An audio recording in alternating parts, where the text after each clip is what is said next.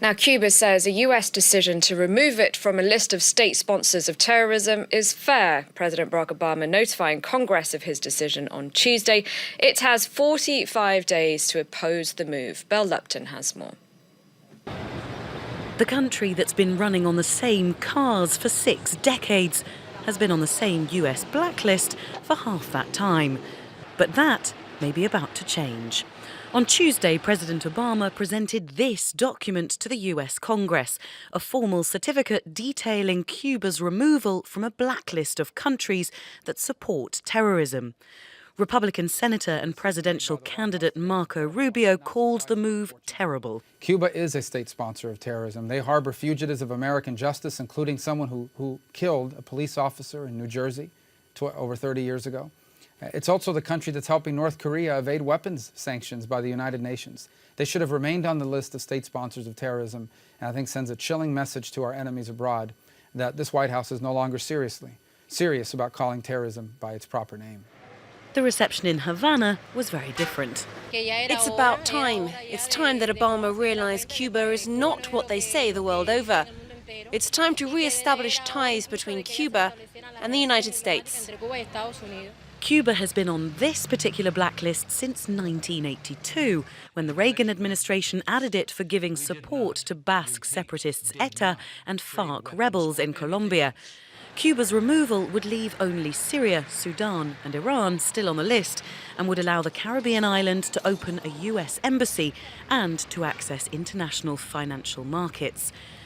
Obama's decision comes just 3 days after he held a historic meeting with Cuban President Raul Castro on the fringes of an Americas summit in Panama. US Congress now has 45 days to consider Obama's decision before it takes effect. Now, Iran's President Hassan Rouhani has dismissed pressure from the US Congress over a framework agreement on Iran's nuclear program, saying that Tehran deals with world powers, not American lawmakers. The comments coming after Barack Obama agreed to give Congress the right to reject any final deal. Sanam Chantier reports. Smiles for US senators and a likely setback for Barack Obama after the president yielded to a Republican-controlled Congress, giving them a voice on the proposed nuclear accord with Iran.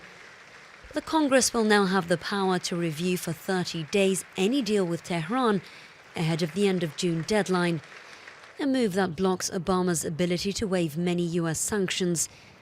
It also allows a final congressional vote on whether to remove the punitive measures.